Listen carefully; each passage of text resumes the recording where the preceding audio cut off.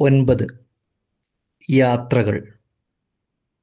നക്ഷത്രങ്ങൾ നിറഞ്ഞ രാത്രി വണ്ടിയുടെ അവസാന ബോഗിയിൽ നിന്നും അരൂപിയായൊരു ബോധം നിലയിറങ്ങി കണ്ണാടിപ്പുഴയുടെ ആകാശമാർഗത്തിൽ ചുവടുറപ്പിച്ച് താഴേക്ക് നോക്കി.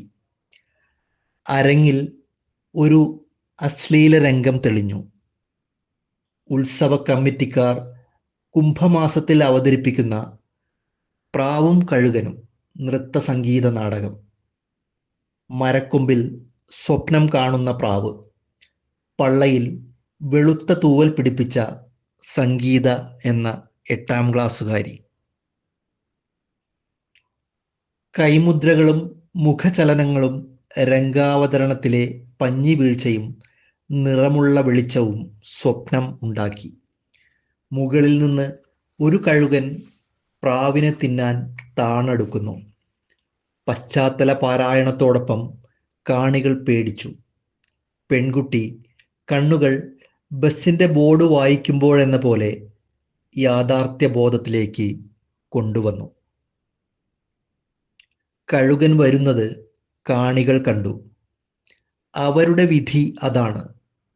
സാമ്രാജ്യത്വ വിമാനങ്ങൾക്കു താഴെ നെഞ്ചിൽ പച്ച കുത്തി കളിക്കുന്ന പാടശേഖരങ്ങളിൽ കാലം ധ്വനിച്ചു.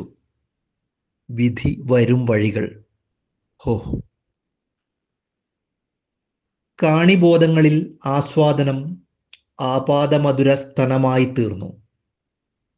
കുരിശുദ്ധങ്ങൾക്കിടയ്ക്ക് പ്രണയവിമാനമുയരുന്നു.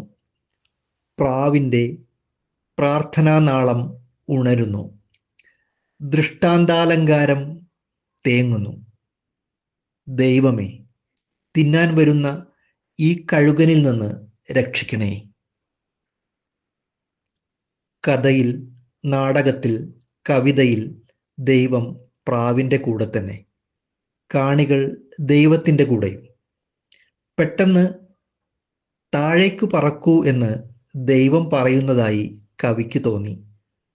പ്രാവ് താഴേക്ക് പറന്നു. കഷ്ടം, കവി കണ്ടത് ഒരു വേടനെയാണ്. വലംകാൽ മുന്നോട്ടൂന്നി അമ്പു തൊടുത്ത് ലക്ഷ്യത്തോടൊപ്പം കണ്ണു നീങ്ങുന്നു. പെൺകുട്ടിയുടെ പേടിയോടൊപ്പം കാണികളും പേടി തിന്ന് പശ്ചാത്തല പാരായണം നിറഞ്ഞു പ്രാർത്ഥിച്ചു.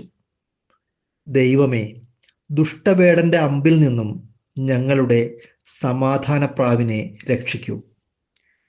കാണികളുടെ ഉള്ളിൽ വീരനായകർ വന്ന് അടച്ചിട്ട കൂടുകൾ ഒക്കെ തുറക്കുന്നു.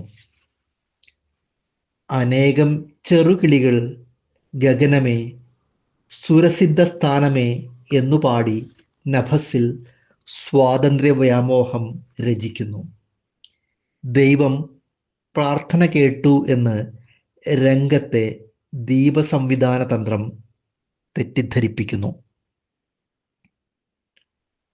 കവിതാപാരായണം തെറ്റുന്ന ശബ്ദത്തിൽ കവിയുടെ ഇടതുകാലിൽ പാമ്പു കടിച്ചു.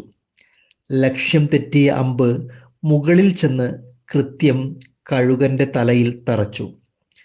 തലയ്ക്ക് അടിയേറ്റ് കച്ചവടം തകർന്ന് കഴുകൻ രംഗവേദിയിൽ യവനികയ്ക്കൊപ്പം താണു. ഇരുളിൽ ദൈവശാസ്ത്രം പുരണ്ടു. ഇന്ന് നല്ല നിലാവാണ്.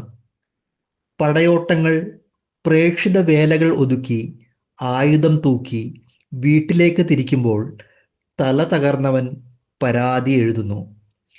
ദൈവമേ, പുല്ലിന് പാകത്തിന് നീ ചുണ്ടും ആമാശയവും തീർത്തുവെങ്കിൽ സമാധാനപ്രാവിനെ തിന്നാൻ താഴുമ്പോൾ എൻ്റെ കച്ചവടം ലാഭത്തിനായനെ.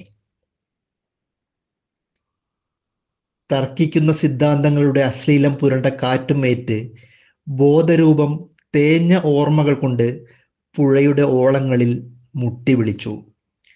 കണ്ണാടി വാതിലുകൾ മലർക്കെ തുറന്ന് ഫലിത ബിംബാതരങ്ങൾ ചോദിച്ചു, എന്തു വേണം? വിശ്രമിക്കാൻ ഒരിടം. തകർന്ന അനേകം കല്ലുകളുടെ ശവക്കോട്ട പെരുമകളിൽ ഇടംവലം ചുറ്റി പുഴ ഓളങ്ങൾക്ക് താഴെ ഒഴുകി. പുഴയുടെ തലസ്ഥാനം തിട്ടകളിൽ മൃതരുടെ സ്മാരകങ്ങളിൽ ജീവിക്കുന്നു. തീരങ്ങളിൽ അഭയാർത്ഥികൾ കോട്ടപണിയിൽ വ്യാപൃതരായി. പുഴ അവരുടെ ഭാഷയെ കലക്കി. അറയിൽ അടച്ചുവെച്ച ചരിത്ര പുസ്തകത്തിന് അടയാളം ചോര പുരണ്ട പരശു. ദൂരെ മൂന്നും കൂടിയ വഴിക്കപ്പുറം ഉയർന്നു നിൽക്കുന്ന തലയോടാണ് കണ്ണാടിപ്പുഴയുടെ ചുമടുതാങ്ങി. കെട്ടിക്കിടക്കുന്ന ഒഴുക്കാണ് യാത്ര. പിന്നോട്ടേക്കാണ് ചരിത്രത്തിൻ്റെ കൈചൂണ്ടി. തീയിൽ ഒക്കെ എൻ്റെ ചിതയുണ്ട്. അസ്ഥികളിൽ തേനീച്ചകളുടെ പാട്ടുണ്ട്. പ്രണയഗാനങ്ങൾക്കുള്ളിൽ നിക്ഷേപിച്ച കടുത്ത ശബ്ദത്തിൻ്റെ മൗനമുണ്ട്. തീപിടിക്കും ആത്മാക്കൾ പാഞ്ഞു വരുമ്പോൾ വീശിക്കാണിക്കാൻ പച്ചക്കൊടിയുണ്ട്. ചുവന്ന അപായ വിളക്ക് കത്തും നെഞ്ചിൽ ഇടിച്ചു തകരുന്ന അനേകം കാറ്റുകൾ ഉണ്ട്.